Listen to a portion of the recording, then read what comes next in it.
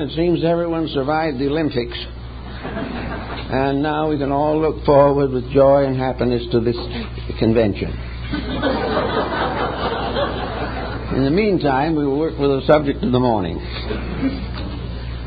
We all have problems of disposition. And we love disposition very deeply. I remember that a friend came to me with many difficulties and admitted that they were extremely selfish and that might have something to do with it. But then they spoke right up and said, if it does, I have no intentions of changing. All I want to do is get rid of the consequences. This is human nature. And it is something we all have to face in ourselves and in others. We have to do the best we can to face the inconsistencies that lurk somewhere in the subconscious parts of ourselves. The purpose of philosophy primarily is to help individuals to overcome their own peculiarities. It is that the individual, if he knows enough and is sincere enough, will make the changes necessary to improve his own disposition. If he is not that sincere or does not have that ability, then nature steps in and presents him with a series of complex situations in which the attitudes that he holds that are not right will begin to plague him. He will suffer from consequences, but he will try to avoid the correction of causes. Now, dispositions are variously influenced by circumstances. Most of the influences that affect disposition come from the outside. On the daily pattern of living, we are all upset and worried and frightened, and we are all trying desperately to succeed, even if it is at the expense of principles or each other. This accounts for most of the compromises that we make. We gradually come to the conclusion that the integrities that we really believe in cannot be applied to the common problems of daily living. We know what we should do, but for one reason or another, we do not feel that we are capable of doing what we should do because it interferes with doing what we want to do. Thus it is that in this world, everyone is more or less a servant or an employee. He is employed by others or he is employed by himself. He can be self-employed and still work for someone else. The self-employed individual is working constantly to achieve his own purposes and is loyal to his chief employer, which is himself. Others are loyal to the office or organization to which they belong, and they give the best service they can.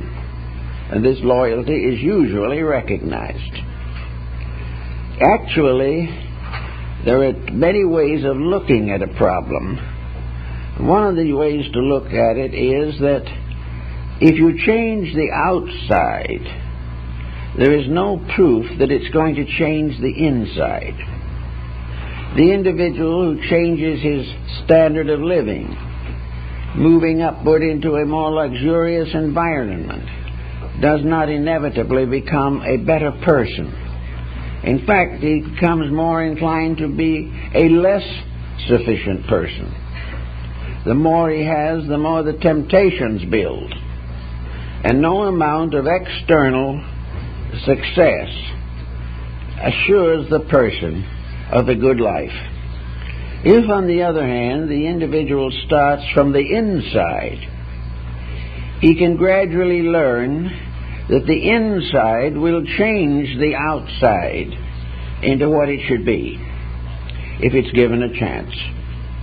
That the best part of the individual's conduct is motivated from within himself. It may be for love of God, or love of country, or love of family, love of principles, service, love of the sick. All these are unselfish dedications which, coming from the inside, enrich the personal life and also provide a motive or reason actually for existence.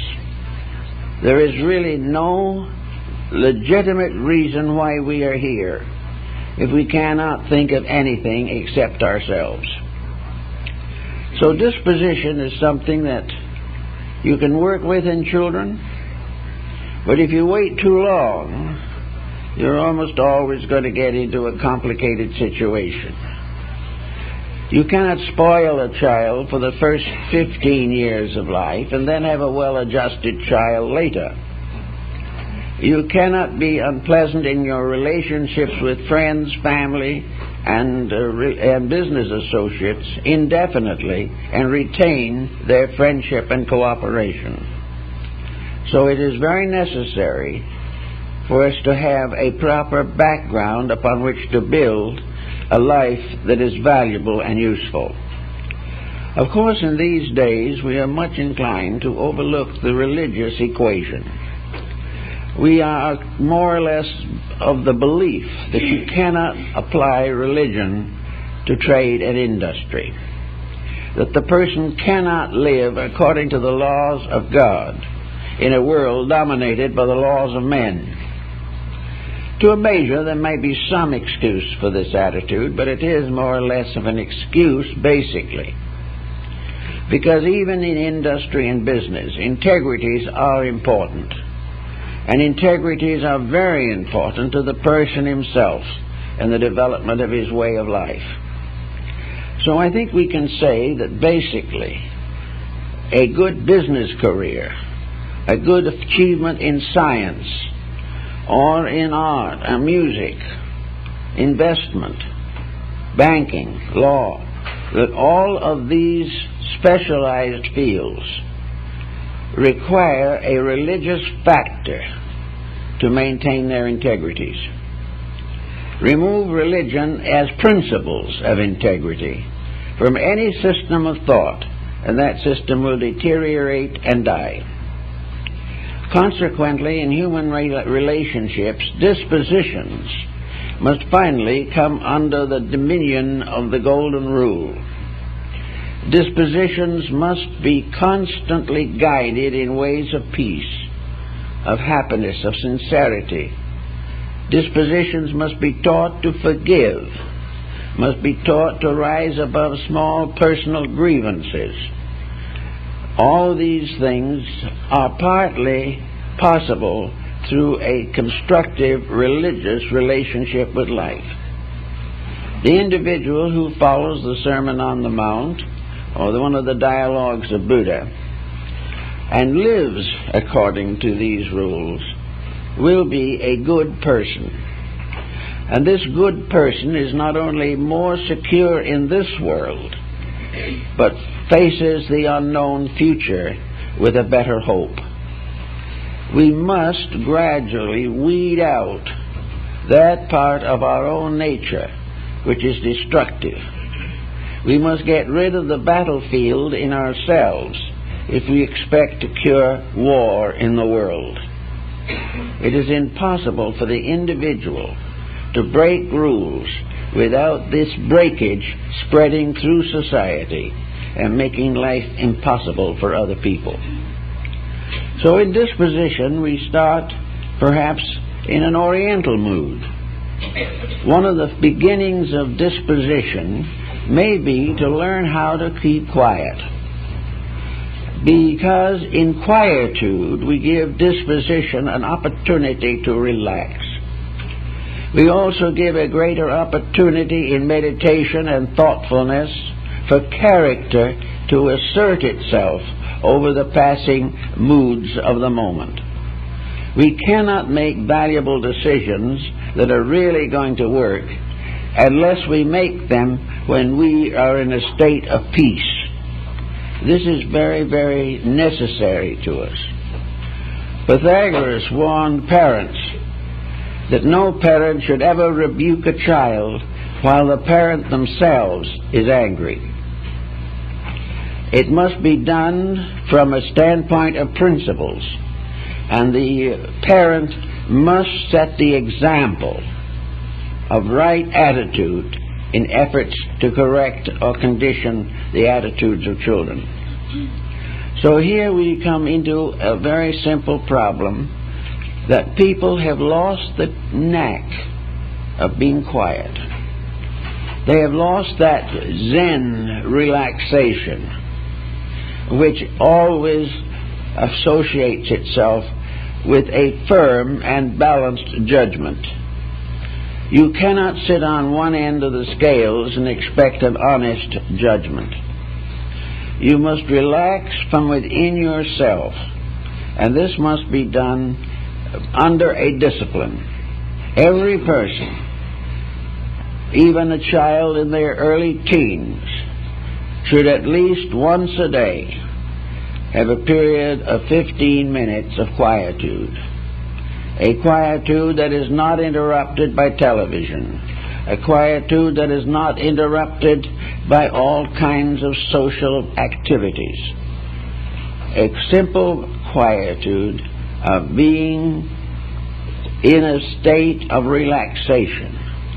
A state in which the person is ready and able to receive the subtle impressions that come from his own soul. If he is not still, the soul cannot speak to him. And if the soul cannot speak to him, he cannot know the Spirit. Therefore, to begin with, disposition is not something you fight. It is something you outgrow by the simple process of gaining control over attitudes that disturb your mental and emotional equilibrium. So in all problems, the old Christian family had prayer. They said grace at meal and were thankful for the food. They gave very special attention to the children. They read from the Bible. They went to church at least once a week. They lived in an atmosphere dominated by the words of Jesus. Now, this has passed. Now, there's no doubt in the world that in those days there was a great deal of smug hypocrisy. There were people who did not understand or did not really want to grow. Many went to church only to be seen there. But at the same time, there was a general accepted standard of life. People were supposed to be divided into two general groups, the lower one of which cared for nothing in particular. On the upper part, or upper half, was constantly aware of the responsibility of maturity and tried to do something about it. So here today, we have a world full of war, with more and more alarm everywhere. And the individual gets into a kind of panic. He gets his nervous system all disturbed. He gets a little short in his attitudes towards other people. He nurses more grudges. He condemns more politicians and miscellaneous people. He finds something wrong with just about everything. Now, he may be right, but this endless finding of wrong is going to damage him.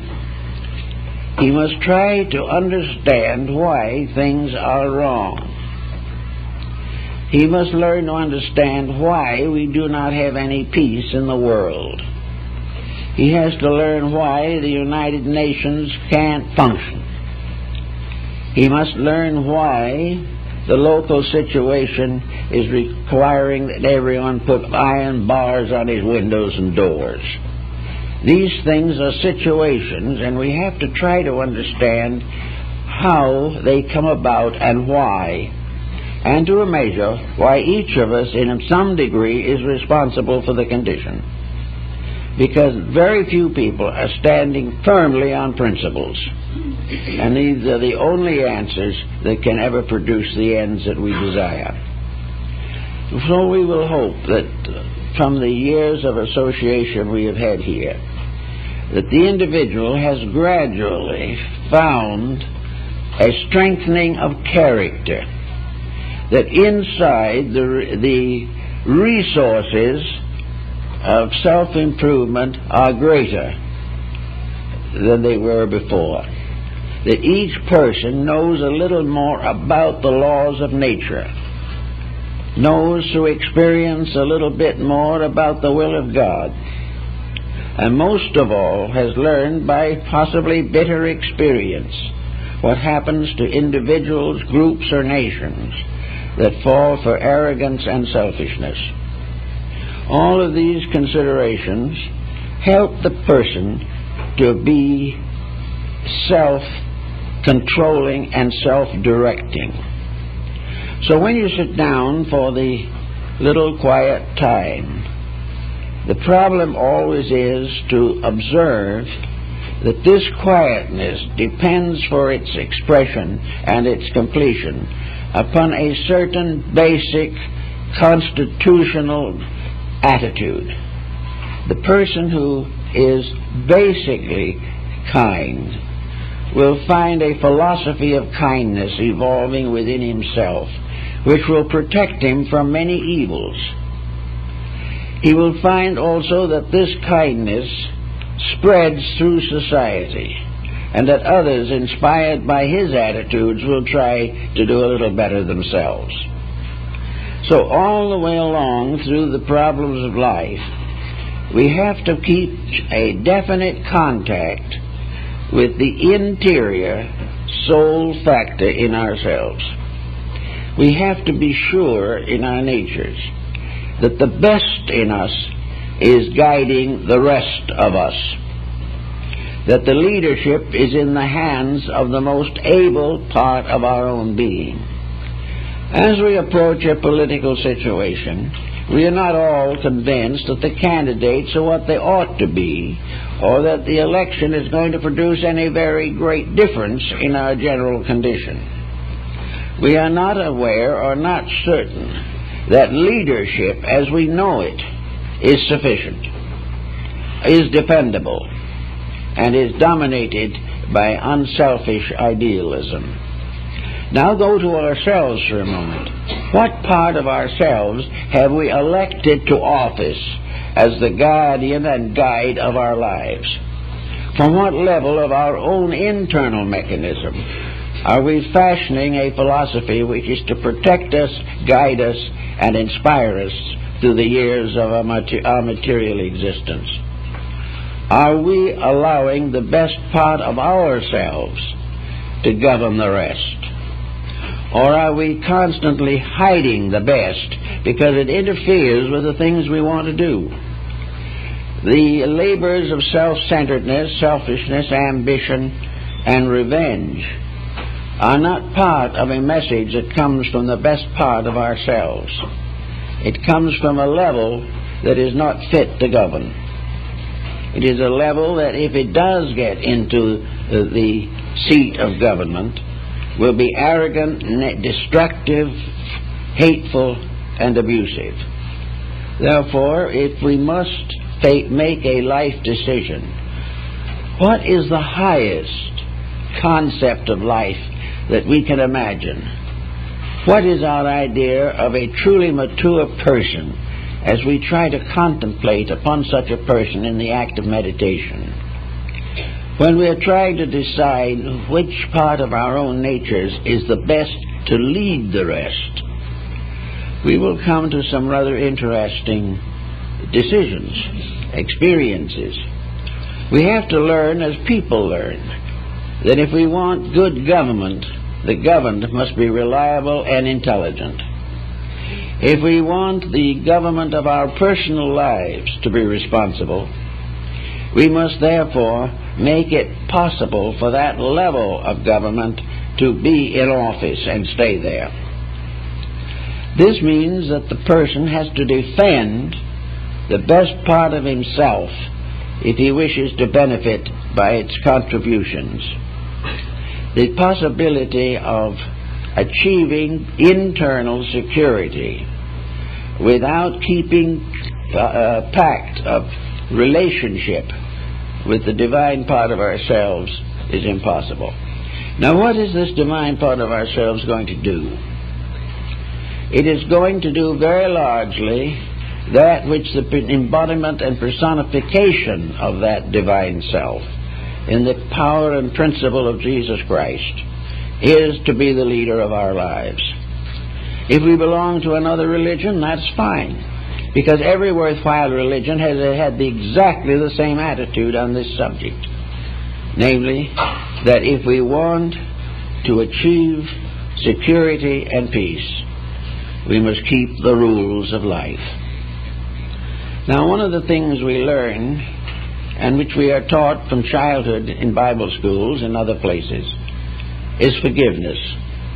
That we must learn to forgive instead of revenge. That we must learn to be kind instead of critical. That we cannot afford to have so many friends that we can afford one enemy, especially if we have caused that enemy ourselves. So everywhere in relationships, we realize the words, "Blessed are the peacemakers." That every one of us in every walk of life should try in every way that we can to keep the peace. And in so doing, inspire others to do the same. In the raising of children particularly, the keeping of the peace, the maintenance of a family relationship that is kindly, generous, sympathetic, this is the main success of a home. And without it, we don't have a home. Yet today, thousands, millions of homes are involved in constant conflicts over matters that should never have entered into the situation at all. So in meditation, we try to straighten out something. We try to substitute an inner control for this outward flare-up that is a serious detriment to everyone concerned. Now, another problem is of trying to understand these matters has to do with the transformation of grievances. A grievance is something that an individual will nurse for the rest of their lives. It is easy, apparently, to forget anything good that ever happened to us, but never forget anything that was unfortunate. So we therefore have the problem of trying to understand why things happen. If we have no philosophy of life, or are stock materialists or devotees of the Darwinian theory, we have no problem, because life has no purpose, and each individual is supposed to get along as comfortably as possible until he fades away. But if by some chance we really believe that we are thoughtful, there is nothing to prevent thoughts from being tested. In the ancient mystery systems of Greece and Egypt and India, no one was permitted into the temples for initiatory rites until they had been thoroughly tested. And this is still true in esoteric Buddhism in Japan, China, and Korea, Tibet. The individual must prove an achievement of internal integrity. He cannot simply go in as an individual full of faults and wait for the religion to save him. He is not actually acceptable into any school of mysticism until he has already corrected the more obvious and tantalizing faults that he may suffer from. So in Egypt they were tested, and in Greece. And let us not think for a moment that these tests were superficial. These tests did not consist of a ritual in which the individual simply watched somebody else go through a ceremony. These tests were long, complicated, dangerous, and in many cases failure was almost inevitable. There was just that little spark of possibility that the individual would superimpose upon his common nature a higher nature long enough to pass the test. On many occasions, in Egypt particularly, those who took the initiations and did not pass them did not again appear in the world. They were not injured, but they became part of a great system that took care of the mortuary rites of the dead. There was nothing funny, foolish, or superficial about these rites. They were real. One Roman emperor who was good enough, apparently, to be given the opportunity was attacked by masked priests. Their purpose was to reveal to him the uselessness of violence. But he did not pass the test, and in his failure killed one of the priests by accident. Therefore, these were not just wordy rituals. You didn't pay $5 initiation fee or something, and all went well. You had to earn it. Now, those rites have more or less disappeared from our world. But instead of rites, we have riots. Instead of the rites in the temple, we have the riots in the marketplace. The whole world has suddenly become a sanctuary for the testing of human character.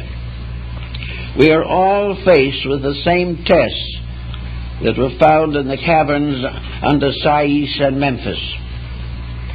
We are still being tested as to the integrities of our inner lives. And unless we pass the test, we have to continue to take the examinations until we do. But once we have transcended a weakness of character, once we have departed from our natural human emotions to contemplate the mystery of divine nature, we can do these things with considerable ease. It is not an impossible task.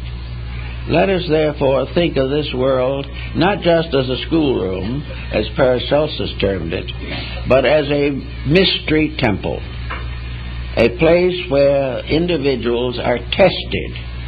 Now, one of the reasons why the old system faded away was because it became ever increasingly necessary for those leaders who invisibly guided humanity through its immediate infancy realized that sometime the child had to grow up, that it could not be protected forever by the presence of divine powers, that it could not depend upon angels and archangels and the seraphim to guide it through the mysteries of life. The child was growing up. It had to stand on its own feet. It had to make its own integrities. It had to prove its own strength. It had to go out and win a victory over the weaknesses which might still lurk within its composition. So the initiations today are in daily life. The family squabble, the business squabble, the professional jealousies, the corruption of office, all these things are problems that the individual has to correct. And everyone in all walks of life who is breaking the law must take the consequences. Now, most people are beginning to be rather aware of these consequences. We are beginning to recognize that we are not living the way we should. And we are also beginning to realize that at least in part it's our own fault, and not the fault of some mysterious over-political structure that is going to take care of us. We are each of us dependent upon our own integrities. So if we view this life we live as a test of character, we know when we win it, and we know when we lose it, and we also know when we try to avoid it. We find that avoidance is nothing. It helps no way. Whatever it was we tried to avoid is still sitting on our doorstep later. We must achieve certain things, and it must be the victory of character over disposition. It is not possible for the individual to continually function in a weather of changing attitudes. He has got to begin to strengthen his purposes, strengthen his life, and make himself a useful instrument in a plan. Now, if this was, as some people still believe, if this was the only chance we have to live, if this is the only life we will ever have, and is the only one we ever have had, it might be a little different. But we have to recognize the fact that what we accomplish now, if it is right, contributes to permanent growth. If it is wrong, remains an obstacle to growth until the wrong is righted. So it is very important, as it was in the ancient days, for the individual to enter the temple with the full realization of integrity. In the Eleusinian mysteries in Greece, the initiation of a candidate was the final statement that that person was right. The temple turned down the rich and the powerful. When one man was falsely accused of a crime which was to be held against him, he asked to be submitted to the test of the mysteries. He asked that the priests who sat in judgment should try his case and decide whether he was worthy to be initiated into the Eleusinian rites. If he was found worthy by the committee that examined him, this was sufficient to assure that no one else outside of the temple would ever have the right to condemn him or criticize him or doubt him for that incident. If, however, as in the case of Constantine, the emperor, he was not sure of his own integrities, he went to Eleusis to be initiated, hesitated, and went away without entering the temple because he knew in his heart the crimes he had committed.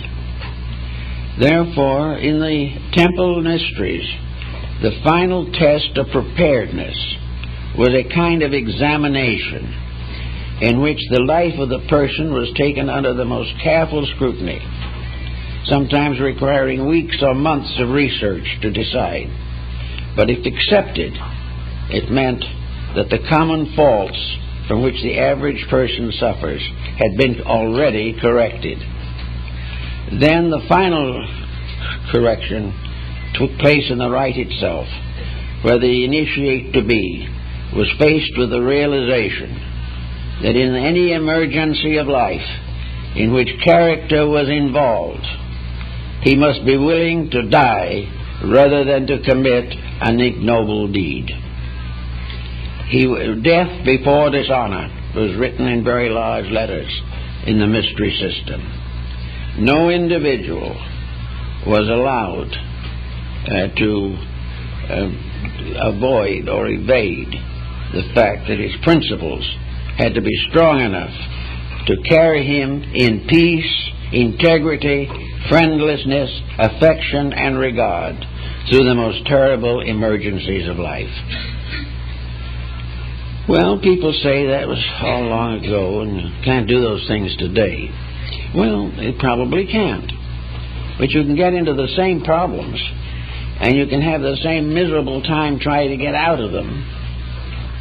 You find that we have to face, in this modern civilization, the future according to the light of the ancient wisdom. If we don't, we're going to be very unhappy, and our homes will fail, and our children will be no comfort to us. So we must work all the time we can. Now, how do we do some of this? Well, we have a problem that most people have trouble with, and that's memory. It's very hard to forget grievances. They keep coming back and annoying us. And there is no way in which a grievance can be forgotten unless senility sets in, or the individual goes under psychotherapy and it has it hypnotized out of his conscious memory. Even then, however, it's liable to slip back. But what is he going to do with a problem that he has hated, that he has mourned over, that he has fretted about, and that he has been disillusioned about. One person came to me and said they had not spoken to their own sister for 20 years on a grudge. And I asked her what the grudge was about. Well, she said, as the truth is known, I think you've all forgotten. Nothing remains but the grudge. I know I've got to hate her. Well, this type of thing is not uncommon, and sometimes it goes to church and doesn't pay any attention to that. It feels that it is perfectly right in its attitude. But it's very difficult, in fact impossible, to simply say, I didn't like this person, now I have to like them. Because my conscience tells me I should like them. Well, there is another end to this, which nature provides. And this is what is commonly called in the world philosophy. And philosophy is the reconciler of opposites. It is that power that makes the unreasonable suddenly become factual. It is also that by means of which we can transform any incident of our lives from a tragedy to a lesson.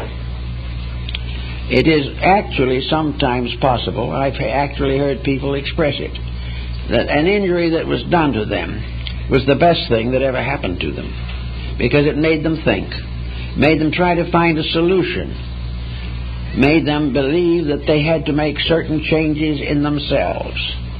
A man was a heavy drinker, and he carried it like a gentleman for a long time.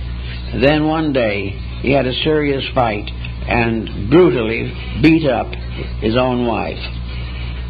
This suddenly he woke up. For this incident, which was a terrible incident, and one that was very hard for the wife to survive, was the end of the grievance nature in himself.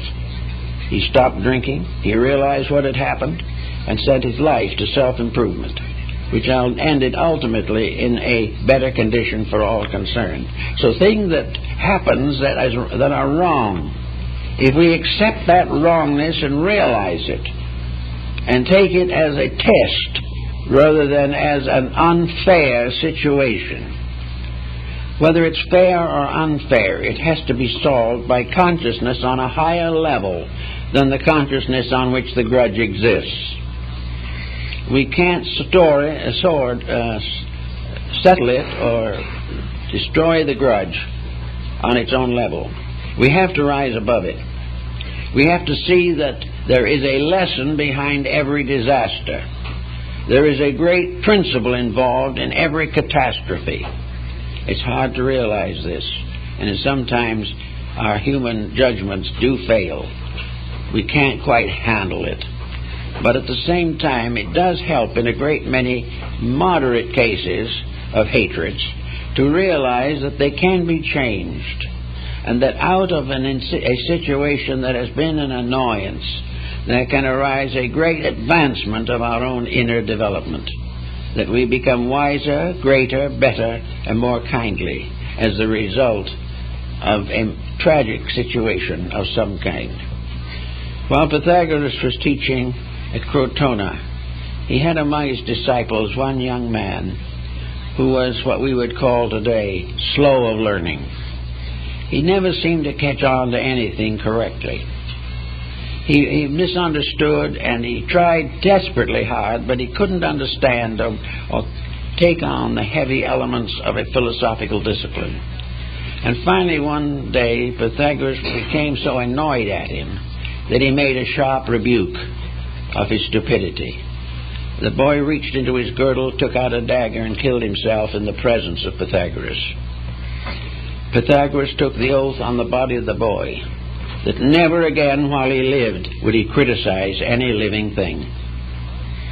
Now these are lessons which are part of the old mystery system, things that we have to learn the hard way, but the learning of them is a great benefit. And as we become less and less addicted to defense of unworthy causes, we have more energy, we have more vitality, we are able to accomplish more.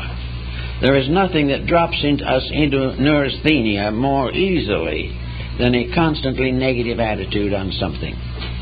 Criticism ends in a definite psychosis, and it becomes chronic, and it will gradually result in early senility of the involved person. It is a waste of energy. The only use of energy that is not a waste is kindness. Otherwise, it is a loss for all concerned. Out of kindness comes all the good that we can do for ourselves and each other. So the problem of getting around this business of dispositions is to recognize the disposition not as a disaster but as a challenge. And also, for once and for all, get over the idea that our disposition has been adversely affected by other people. Other people can do what they can to make us uncomfortable sometimes, but they cannot reach us if we are solidly established in principles within ourselves. We can take whatever they say and take it in kindness.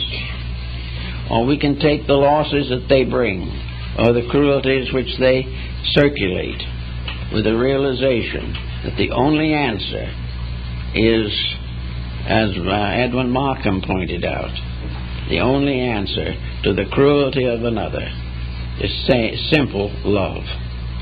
The other person may reject it, but that is the only emotion we can afford for ourselves. Otherwise, we get into the same problem, and there's nothing more miserable than the circumstance of people all to blame worrying about their problems. Now, if in the devotional theories of antiquity and of the Orient today, the religious life, the life of discipline, has to have certain symbols. If we want to live better, think better, and be better, it becomes necessary for us to begin doing better things. We have to give expression to the part of us that we really want to use. The individual with all the resolution in the world to be kindly doesn't have the full fulfillment of this resolution until he is kind to something or for someone. Therefore, the individual must begin to manifest in daily life the symptoms of the things that he should be doing. Now, a great deal of unhappiness, misery, and conflict comes from people who are actually not using faculties and allowing them to more or less decay. The individual who does not have a well-planned program of constructive activity is apt to fall back into destructive attitudes. We have to have a daily outlet, a constant outlet for something that satisfies the inner life. Now, we have a number of possible selections. One of the most interesting and improving probably is art. Art is a magnificent way of expressing beauty, and all that is noble in man's nature is beauty. And the beauty is one of the three primary aspects of deity. Everything that deity creates is beautiful in itself. The universe is beautiful. The flower is beautiful. Strange creatures that we do not understand are still beautiful also. And the world that we can create is one of beauty. And we can express our love of deity by serving beauty and producing beautiful things. Beauty, therefore, has a redeeming factor. Plotinus, in his essay on the beautiful, points this out very clearly. That next to the very breath of divinity, the presence of beauty is a benediction. That it is something that should always be thought about and cultivated. Therefore, every individual should variously attempt to beautify his life, his mind, his emotions, his home, and whatever elements come under his control. The neglect of beauty, the neglect of self-respect for order, symmetry, pattern, all these things disintegrate our integrities or reduce them. And once we have begun to slip into negatives, we can slide very easily the rest of the way. So one thing we must do is to find ways of expressing the new emotions and feelings that we have developed. If we want to do something, if we really love humanity, we will go out and help someone. We won't just simply do the same old things we've always done and feel that the attitude is sufficient. It is not.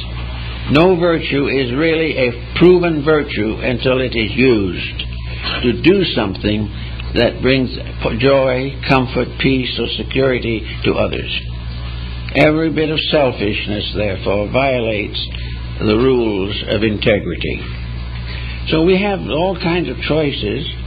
There are things, music is a good choice, art, the dance, architecture, photography, all kinds of art, hobbies, crafts, all types, ceramics and wood carving, fabrics, all the things in this world which imply beauty and are made from a conscientious desire to express something within ourselves that is going to be beautiful and produce happiness. We have here in the library a large collection of folk material created by primitive people. We may or may not think these primitive people are great artists, but if we go through the products of these persons, most of whom cannot read or write, have never had a lesson at all, have only used little local things that they have available to themselves. From this kind of talent has arisen works of art that equal anything done by Michelangelo or Leonardo da Vinci. Art is the expression of the longing for beauty within the self, is fulfilled by the expression of the best that we know, trying to express something that is locked within our own souls, and we are trying to get it out. And it is very important that everyone who wants to improve character should find some way of doing things that make life warmer, more gentle, and will create appreciation by others. Maybe the appreciation of others is simply a kind of little human reaction that we enjoy, but it's not too seriously bad to be appreciated if we do something worth appreciating. It all rests with us. So wherever we want to find a more warm and gentle and kindly way of life, we must try to build it into our daily happenings, so that in little ways we become exponents of these moods of more gentle thoughtfulness. After you go a ways in Eastern religion, perhaps, or in practically any of the esoteric schools, either of the ancient or modern world, we also pass beyond the period of meditation into something else. We pass gradually into the internal experience of universal citizenship. We suddenly realize that we are not little ants of some kind tied to a small planet. We are not just something that's floating around in space on a molehill. There is much more to life than this. As we begin to unfold our own inner resources, we discover that the universe inside of us is more vast and more wonderful than the one outside of ourselves. If we go deeply enough into self, we will also discover the deepest parts of infinite space. Within the individual is a great universal mystery, a mystery that we were created to solve, a way of life which we must find and live with to fulfill our destiny. And if we do not pay any attention to this now, if we feel that it's much more important to buy a few stocks and bonds and buy a bigger swimming pool, then we will come back sometime and may have to swim in the ruins of our own swimming pool. Actually, This tremendous universal experience is something. It suddenly reminds us that we are part of a divine purpose, that each of us was predestined and foreordained to a ministry of universal redemption. We are here to do things.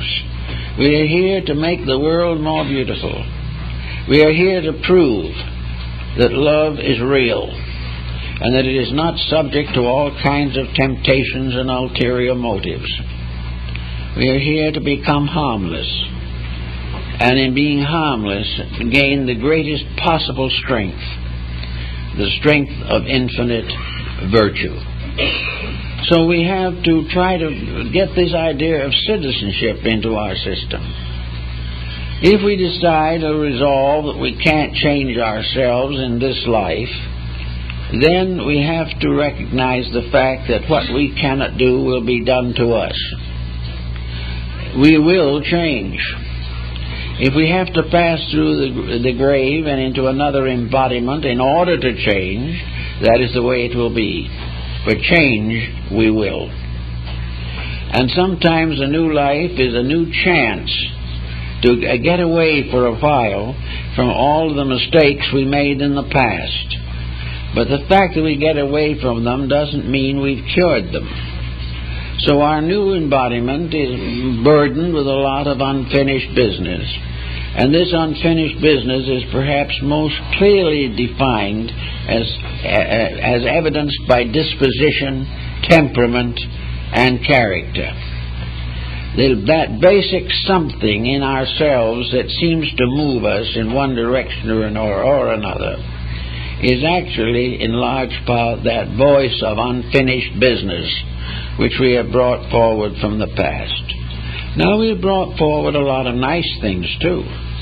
We've not come down through the hundreds of embodiments that lead to the present time without accomplishing something. There are a great many very gross failures that we have corrected. There are nice things that we have done which are not forgotten by time or space. There are all kinds of new opportunities, and we bring to each embodiment the mellowed experience of previous life. The incidents we have forgotten, but the rules that have been kept and broken we remember. And these rules we either keep or break again. So each person who really wants to get somewhere must realize that that temper fit, which may be gone in a couple of hours, is a little scar in the substance of character. It is simply something that shouldn't be there. And if this is allowed to develop into a tendency to have these moods whenever it seems convenient, that little scar becomes a deep wound, and the inner life of the individual is not going to forget it. The inner life is scarred by habits and practices which have been allowed to accumulate without correction. So we come into the world, and from the time we are 2 years old, we are fretful. We are not a particularly pleasant or happy baby. And as soon as we get a little older, we discover that with a tantrum we can get what we want. And we've learned that from the past. And we have forgotten, however, what the temper fit did to us. We have forgotten the misery that is caused, the tragedy that it brought into previous lives. All that came forward this time is the uncorrected tendency to it. That impulse to do it again. That impulse to do as we please at the expense of others. And this, if it's allowed to grow, will gradually infect the life as it infected the one before. Perhaps the parents come into this a little bit. We help to pay for our own mistakes by helping to other people who get into the problem of making mistakes themselves. A wise, thoughtful, and fully responsible parent, seeing dispositional peculiarities that are adverse to a good and happy life, can always start in and work with it a little bit. Try to find out how to handle it. Try to present the child with new incentives to get over these indulgences in childish feudings and so on. Maybe the parent can't do it, but there's a good chance they can if they start early enough. But if the parent goes merrily on its way and never pays any attention to the children until they're 16 or 18 years old and suddenly wakes up and finds he's got delinquents, this is karma. This is the fact of life. And somewhere in the world we have to learn that all of the things that come as responsibilities must be met in full, or we will have to pay again. So every attitude in the person's character and disposition which is contrary to intelligent, dedicated growth, and contrary to the improvement of the entire life cycle, will ultimately be the source of grief or distress to us in our later days. We cannot escape these things. They're there. And they will haunt us unless we correct them.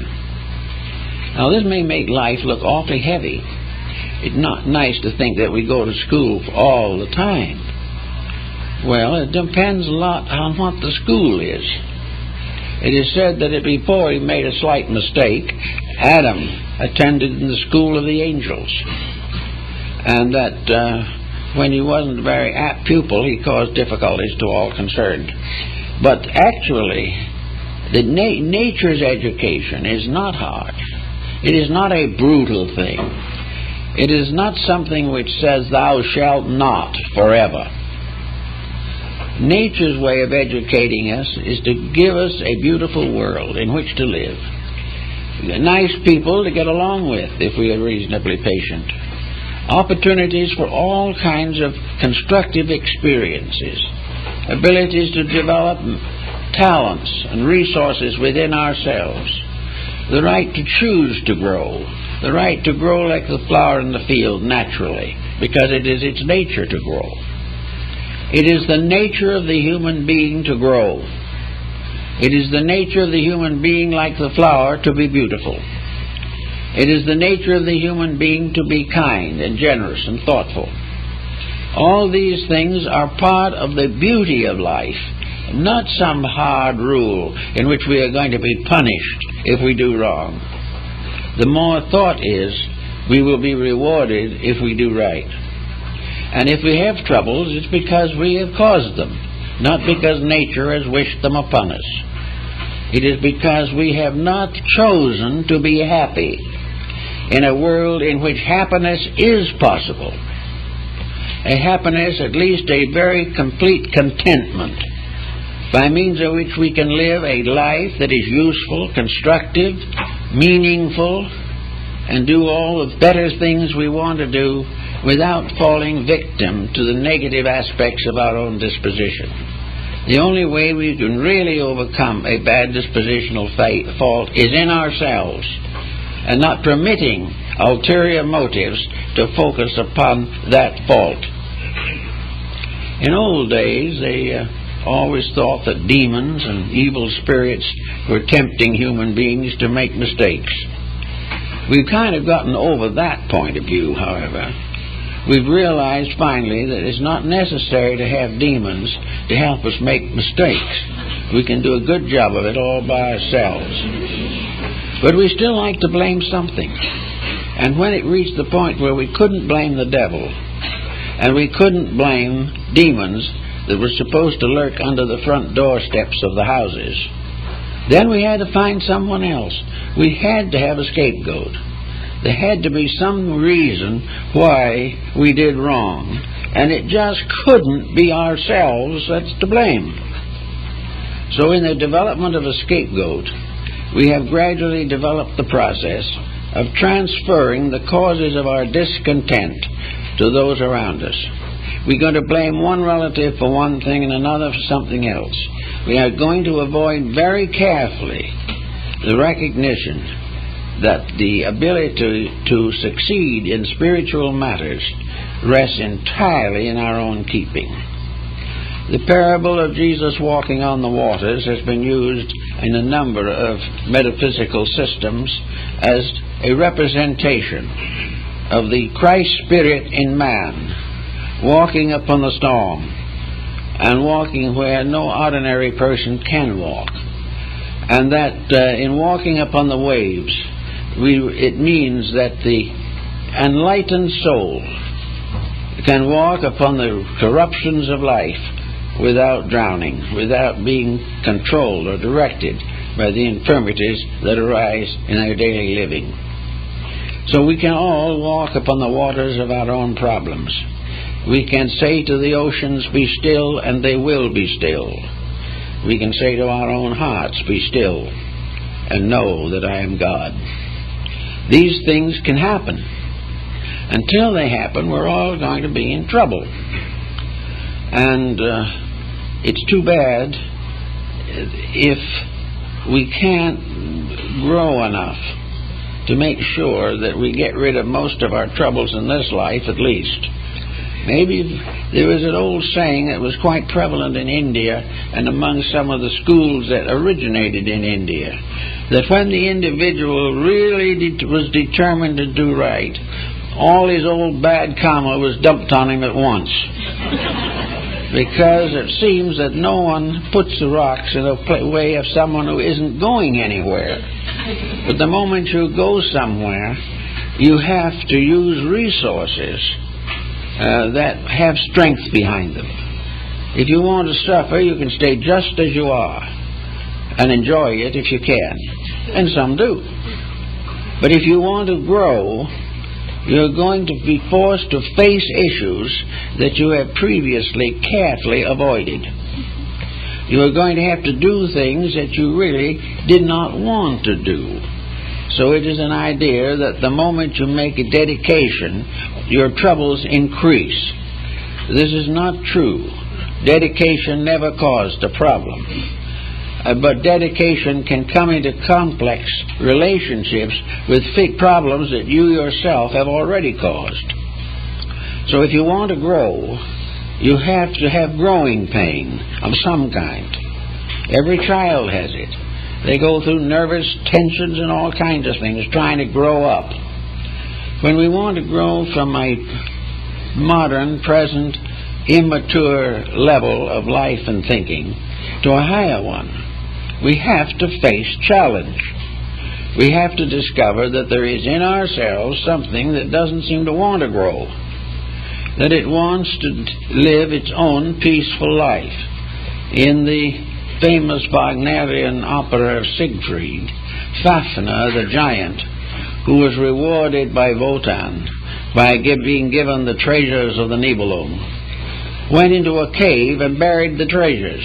And then Fafner, the giant, changed himself into a dragon and went to sleep at the entrance to the cave to guard his treasure forever.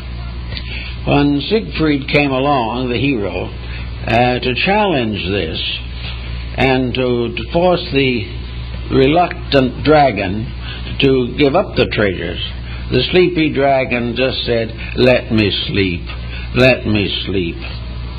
Well, many people, guarding their own troubles and their own misfortunes and their own weaknesses, when challenged, just say, "Leave me alone. Let me rest. I don't want to work. I don't want to change. I just want other people to do what I want them to." So this way, this "let me sleep" attitude means leave me with the weaknesses I possess, but take away from me all the punishments for them.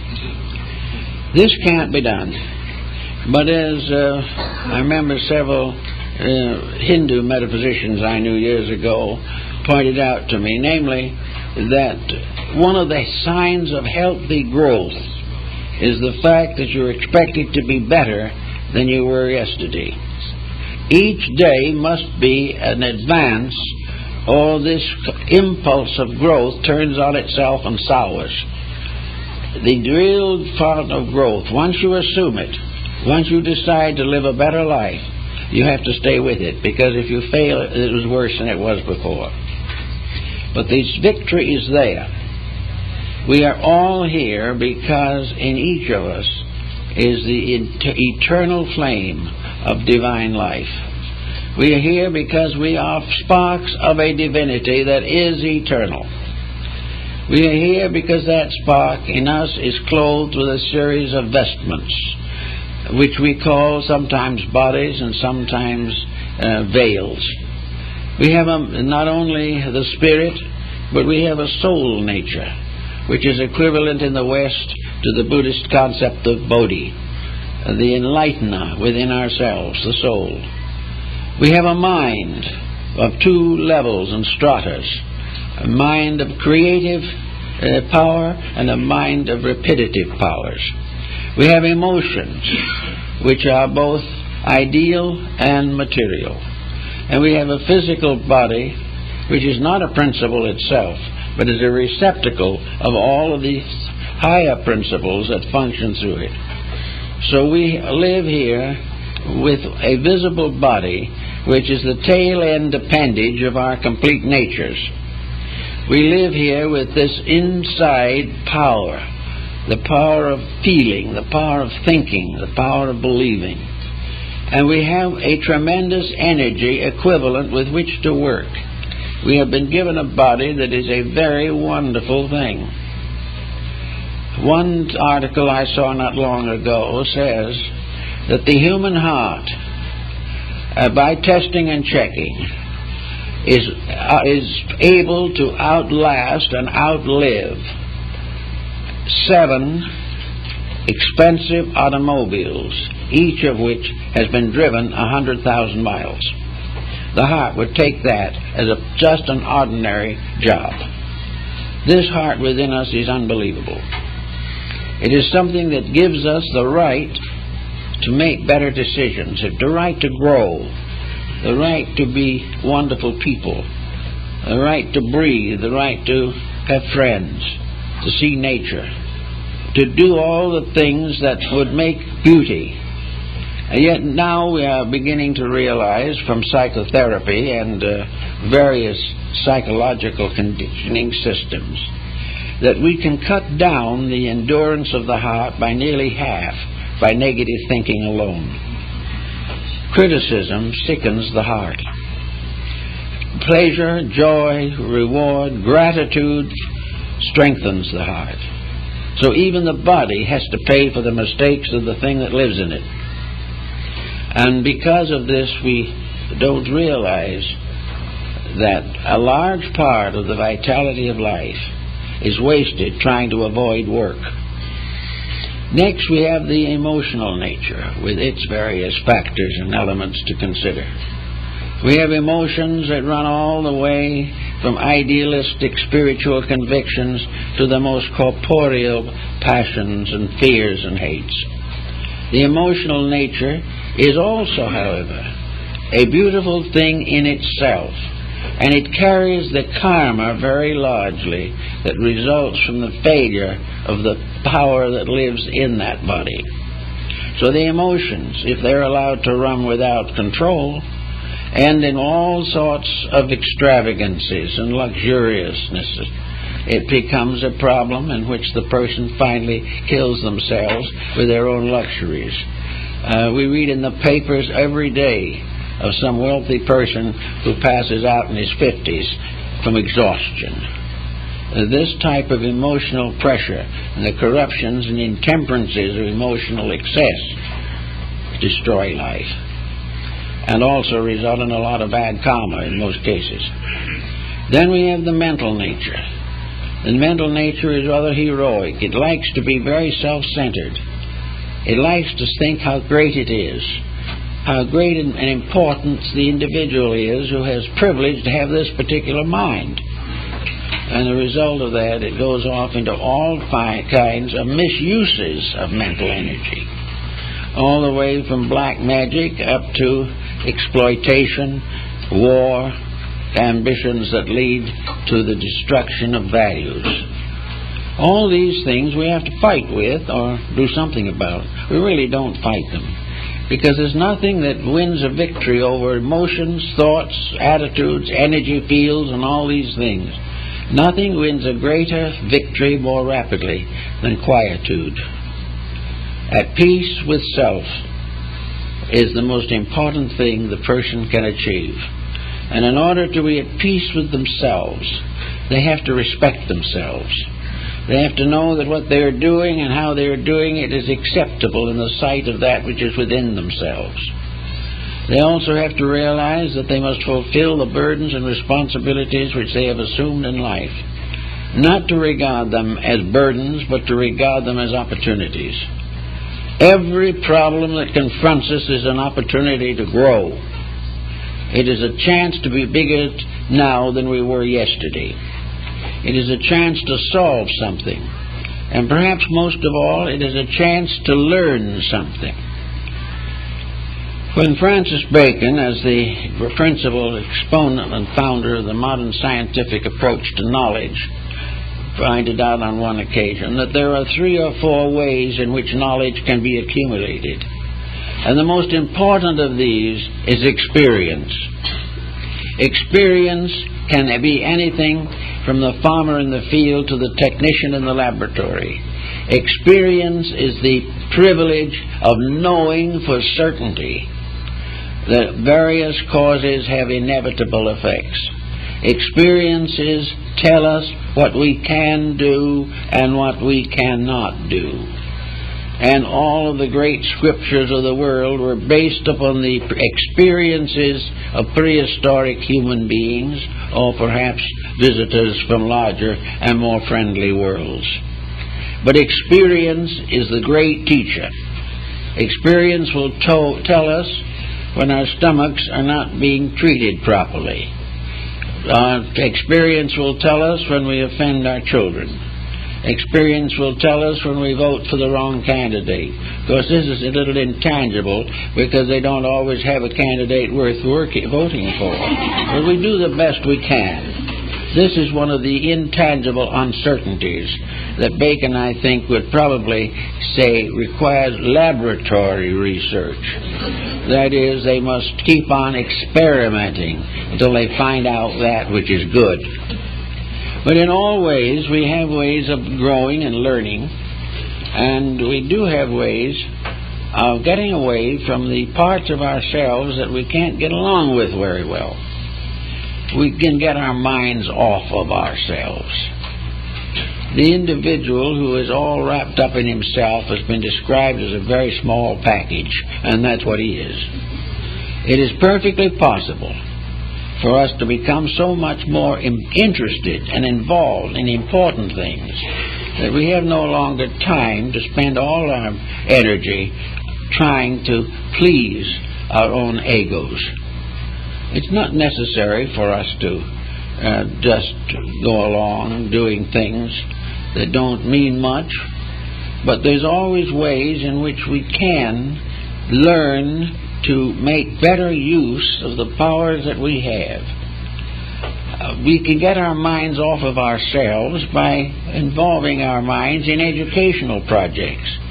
Now, in education, there's a little question as to what constitutes education. We're not entirely sold on educators at the moment. I remember noting in a paper, I don't remember where, and I'm not going to be quoted, but the substance is good just the same, that a certain university professor wrote a textbook for his class, and the work had so much profanity and pornography in it that it was not fit to be published. Now, this is something in education. But we do know there are certain forms of education that can always have a certain utility. Any education that brings people together is important. And one of these is language. The more we can think and understand other people, the sooner our problems will become less. So if we want to do something, to learn something, learn how to talk with a neighbor from another land. Try to understand life, and having learned some of the language, maybe go and visit the country. This is an opportunity to open doors of friendship. There is nothing competitive about learning another language. We either have aptitude or we don't. But whatever it is, we can do something to bring each other together in some form of compatible relationships. Another very interesting form of work, naturally, is the study of comparative religion. If we study comparative religion, we do not need to take the attitude that we have to be the center of the stage. Comparative religion should help us all to have a better bank of strength references by which we can direct our own activities.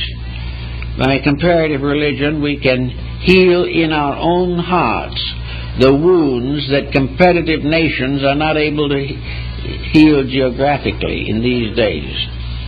We are getting a very bad misunderstanding of religions due to the fact that most people in various countries are not living them. There is no such a thing as a religion that really believes in hate. There are a great many that practice it, but the actual fact of every religion is that the final end of man is to make peace with humanity and find final emancipation through the love of deity. These kind of things help to give us something a little more important to think about than our own grievances. Then we can develop various service fields that will help. Broken homes need someone to help them. Working families need someone to watch children. All kinds of opportunities arise to be of service, and an hour of service is more important than a month of fretting. A little effort to do things that some way are an echo of this character within us, giving the best part of ourselves an opportunity to reveal its own natural gentleness, kindness, and affection. If we can do some of these things, life will be a lot easier for all concerned. And if enough people do these types of things, there'll be no more wars. Wars are merely nourishing hates and ambitions and selfishness. Wars are built up by false values which are negative and produce nothing that is any good. To just have one moment of gentle insight and understanding will bring more peace to this world than a world of wars. We have to find the healing areas, and in every individual, the best part of himself, the deepest part of himself, is also his great physician. Many of the maladies of today and of other days are simply the result of thoughts and emotions that have gone sour and have afflicted the body as well as the mind and emotions. Many psychiatrists are working all the time with people who really are destroying themselves by nursing grievances. Get out of this habit entirely. Decide definitely that you're going to look back and remember some of the good things that happened. And if you sincerely believe you can find a good thing somewhere in the past, it's high time you made up one right now and got to work on it. If you haven't any good memories now, make some so you can have them in the future. But get rid entirely, as much as humanly possible, of every negative attitude, and get rid of trying to pass on responsibilities to other people. You will find other people will be more friendly and you will like them better if you don't keep on accusing them of being responsible for your faults. That's liable to prove unpleasant to the individual you are accusing. Keep these things straight, and most of all, start out by forgiving your enemies, being sincere to your friendships, and to live as far as possible, mentally, emotionally, and physically, without ulterior motives, dedicated to the fact that we're here to learn, to love, and to live. And by following these rules, we'll do pretty well in this world, in spite of the troubles that we find around us. Well, thank you very much, folks. That's all for today.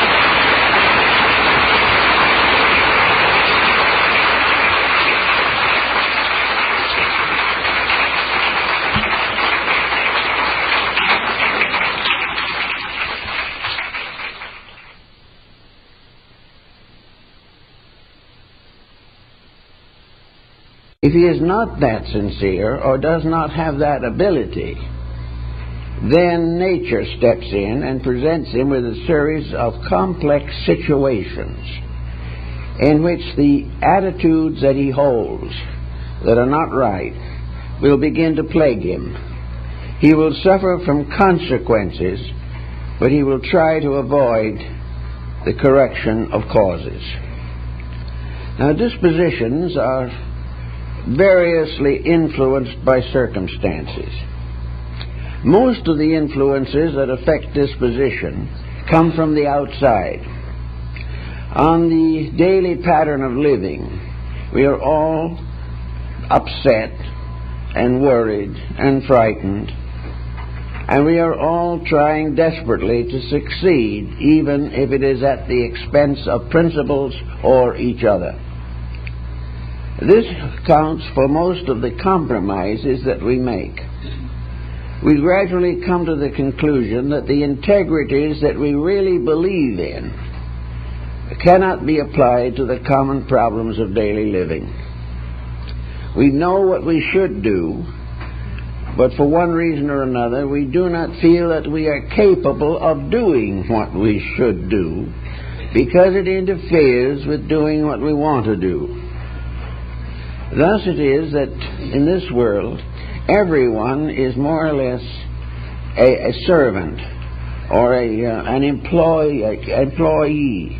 He is employed by others, or he is employed by himself.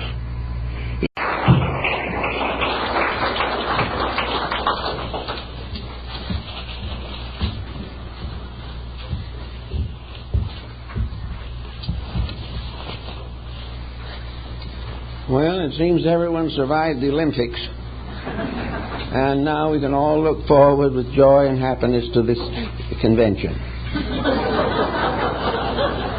In the meantime, we will work with the subject of the morning.